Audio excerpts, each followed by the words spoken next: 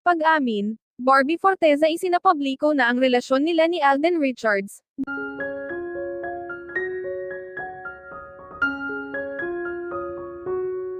Tila isang naging controversial para sa ilang netizens ang di umano'y agaw eksena at tila candid moments ng kapuso actress na si Barbie Forteza at hunk actor na si Alden Richards sa Lights Camera Run, takbo para sa pelikulang Pilipino na siyang inorganize ni Alden Richards.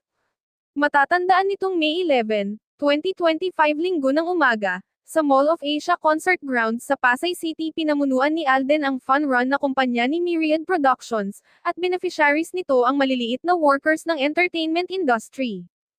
Sa kabila naman nito ay marami naman ang siyang lumahok na kapamilya at kapuso celebrities, pero mas naging agaw pansin sa ilang netizens ang tambalan nila Barbie at Alden sa event na ito dahil sa pagiging sweet ng dalawa sa isa't isa.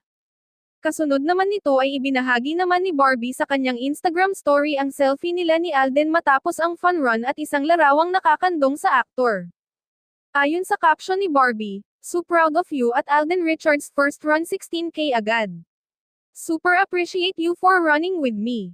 Sa kabila naman nito ay kinakikiligan naman ng mga netizens ang dalawa at sinabing bagay sina Barbie at Alden at mukhang may chemistry nga daw ang dalawa sa isa't isa.